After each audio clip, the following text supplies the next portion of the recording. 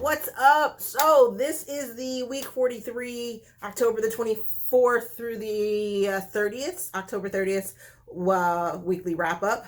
And yeah, let's see what happened this week besides, Halloween happening on Sunday. Yes. And then the end of the month, of course. So, lots of planning has to go into the regulatory things, all the things that I cannot think of right now, that have to go into October. Yeah. The wrap-ups and stats. That's what I was getting at. Had to, wanted to end on a strong note. And I think we did. This week's reading was pretty good. I must say, it was pretty freaking good. I'm super excited to talk to you guys about these books. During the week, I had done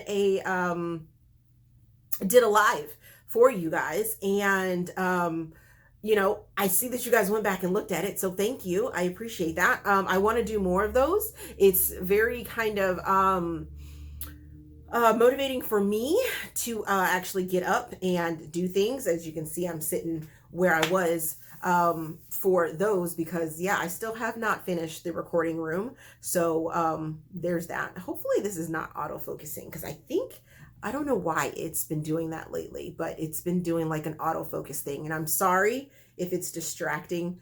And for some reason, my hair, to me, it's not looking like it's supposed to look, but I like it. Of course, I think it's cute, or else I wouldn't wear it, but it looks kind of funny to me sometimes. Maybe it's just the shadows from sitting in the room where I'm sitting and the lighting and stuff like that, but it is what it is. Last weekend, also on Saturday, kiddo did a distance swim and did absolutely amazing. If you saw my daily reels, you would have seen that for his swim, he swam 1,000 meters or something like that, 1,000 yards, 1,000 meters, something like that. But it was the 1,000 freestyle, and his 500 time for the split. If you know anything about swimming, they do like splits and stuff like that. So for the 500 split, he actually did it 6 seconds faster than he actually did the 500 swim like 2 weeks ago or something like that. So it's like awesome. It gives us good goals for him to set. There's a big competition coming up in West Virginia that he's trying to qualify for, and having better times is going to get him there. So we're super happy about that. He's really dedicated to the swimming. But let's get into the books that I did read last week. And starting it off, I finished Christmas in Rose Ben, which is Rose Ben number 2 by Naima Simone. I placed this in women's fiction with a dash of contemporary romance in it, because there are some sexy moments in it, but it's not a lot of them. I give this book 4.25 stars. I give it 3 Steam fans, read it as an ARC, had it as a physical copy as well as an ebook. And this is a Black author, as you guys should know. You should know this, but just a reminder. This is part of the Rose Ben series. Like I said, it's an interracial couple for this one as well. Actually, no. The first one is a Black love, 2 Black characters, and this one is a Black and a white character. So we have Nessa, who is the sister to Ivy, who is her stepsister. She ends up getting guardianship over her, and for the holiday season, their father's last request was for them to, for Nessa to be Ivy's guardian, and 2, to spend the holidays in Rose Ben, where they both have a connection. Nessa's father was there, and that's where her mother met her father. And then there's some secrets that are revealed. I don't want to reveal those secrets because it might be a spoiler. But then on her first night at the bed and breakfast that she's staying in, the inn, she meets Wolf in like a collision of sorts, and they find themselves attracted to each other, but both of them are dealing with past histories and secrets that they want to kind of fix within themselves before they take on a relationship and explore the attraction that they have for each other. So yeah. One of my book friends, Corey, did a phenomenal like collage or feeling for this book, and that was Fitz and Olivia Pope from Scandal. Their tension is very, very similar to the tension that is involved in this book. Not the storylines. So don't go into like, don't discount this book thinking that you're going to have that storyline, because that is not the storyline here. It's just the sexual tension that Olivia Pope and Fitz had in the movie, in this television show Scandal. Get that out. Is the tension that's in this book. So good. The next book that I finished, and these are actually kind of out of order from when I finished them. It's how I have them written in the in my book journal, because yeah, it just is. So the next book is The Redemption, which is Filthy Rich Americans #4 by Nikki Sloane, placing this into dark romance.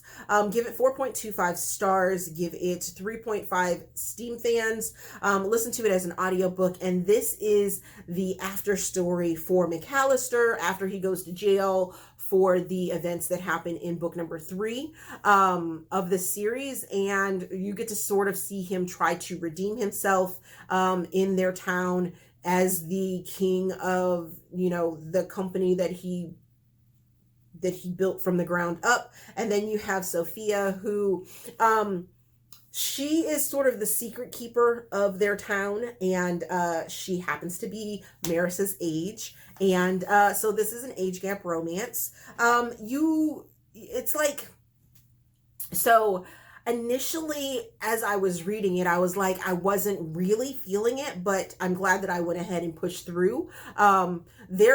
Sophia and McAllister's connection didn't happen for a little while, so it is a bit of a slow burn because there's some things that Sophia needs McAllister to do, and McAllister needs Sophia to do in order to get what they are both sort of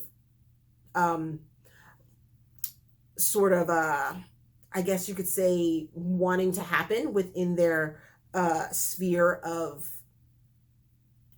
their town, of their being, of their kingdom type thing. So yeah, I felt that the ending was a little rushed and just kind of was just like, okay, we need to have this happen. We need to have that. We need to have that HEA so I can call it a romance and, you know, wrap everything up. So there's that. It just seemed a little rushed at the end. But overall, it was a really good story. I enjoyed it. The tension was there and everything like that. I just wish it had been better flushed out, I guess you could say. I am looking forward to the next book because that is about the brother. And maybe we'll have some appearances by these other characters as well. Next, we have A Kiss to Remember, which is Rosebud 1.5 by Naima Simone, placing this one in contemporary. This is also another interracial romance. Give it 4.5 stars. Give it 2.5 Steam fans. Listen to it as an audiobook, because I had listened to Christmas in Rosebud. This is the bonus story in that book, and this deals with Remy and Declan. Remy is one of the family members within the family that is sort of runs Rosebud. She's also a librarian. Declan is this sort of rich kid that grew up in the area. I believe he grew up in the area. Did he grow up? I think he grew up in the area, but he's a family friend. So he's been in the same, they've been in the same orbit. They needed a fake dating situation because Declan is a divorced guy and his mother is like trying to get him remarried again after the bad sort of thing that he had done in the last marriage. And she has a secret crush on him. And, you know, in their fake dating, there's some kissing that goes on. It's super swoony. It was so swoony, and you can just feel the sexual tension between these two characters right off the bat, and I really enjoyed it. The next book that I'm going to talk about is That Time I Got Drunk and Saved a Demon by Kimberly Lemming, placing this in paranormal romance / fantasy. Oh my goodness. Give this book 4.5 stars. Give it 3 Steam fans, had it as a ebook. It is on KU, so go check it out. This is a Black author as well. And you guys, I was so surprised by this book. Oh my goodness. So technically it is considered a novella, I think, because it's under 200 pages, but it felt like a full fleshed out story to me. And I am here for this series that I hope Kimberly continues on with, which I believe she does. This is her debut novel as well. And woo! Homegirl did the thing. I am not a fantasy reader. You guys know that. But this book, it revolves around Cinnamon and her family. They all deal in spices. They're all named for spices, and Cinnamon raises cinnamon. That's the farm. That's the spice that she curates. She goes out and gets drunk, and her friend Bree is like, yo, you're too drunk to even, think about doing anything right now, so go home. There was a big boom, like earthquake feeling, and as she's getting to her house, she runs into what created that big sort of boom earthquake feeling, and it happens to be Fallon. And she ends up helping him home because she's like, he's out here and he needs help and things like that. Well, come to find out, this is like a magical realm, and there are lots of different mystical beings that are around, and they're selling and things like that. They worship this goddess woman, and come to find out there is a secret with that, and Fallon needs Cinnamon to help him on a quest. It was so much fun. You meet a whole bunch of new characters and new beings, and I loved all the action that happened in it. There were action sequences, and it was like Lord of the Rings on steroid crack built in with a romance, and I was here for every single moment of it, and I cannot wait for the next book. Cannot wait for the next book. Cannot. I'm so excited.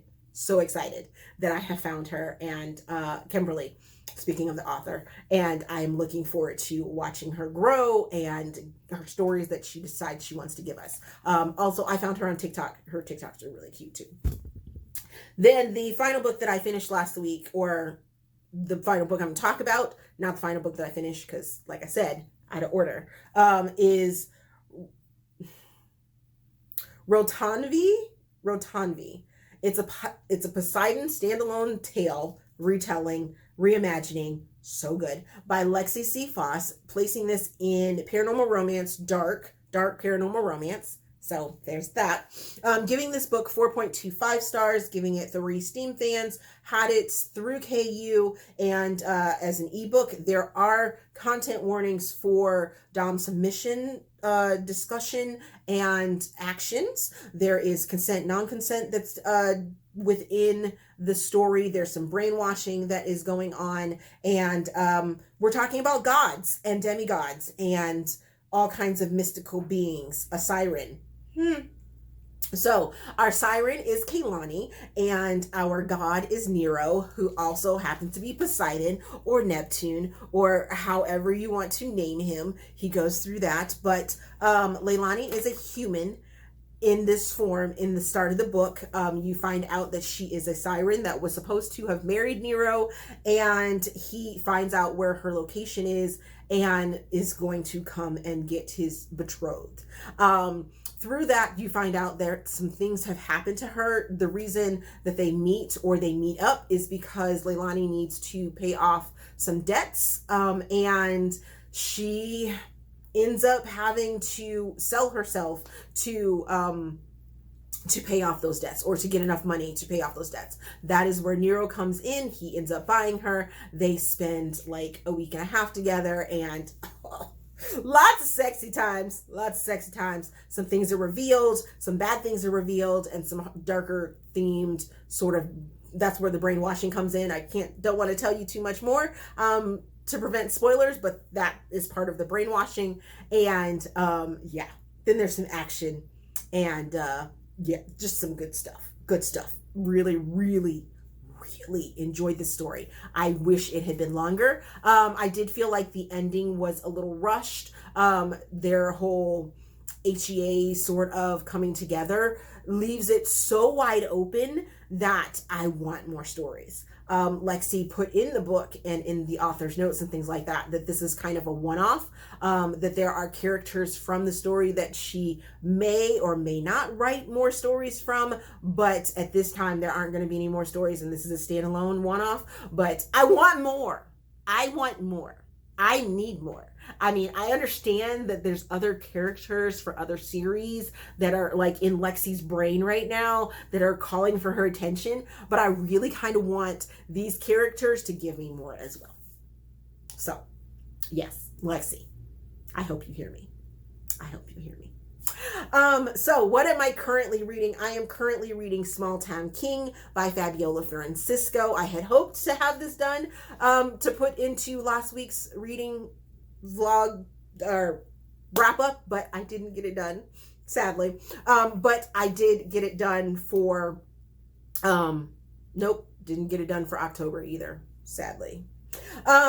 But I am going to be reading Twisted Games by Huang, which was one of the priority reads from last month, but I'm just going to move it on to this month. I'm going to be reading it this week, as well as a Not So Meet Cute by Meghan Quinn. I have this as an ARC and plan on reading it. I also have a whole bunch of other books. Oh my goodness. My ARCs ended up coming in like all at once. It was crazy. It was crazy last week because I was like, oh my God, I have these ARCs and I need to read these books and I don't have time. I don't have time. So yeah, there's that. So those are the things that I am currently reading. I will announce our priority reads in my October wrap-up video, which you guys will have early access to. It'll come out probably in like a day or two. So you guys can see that.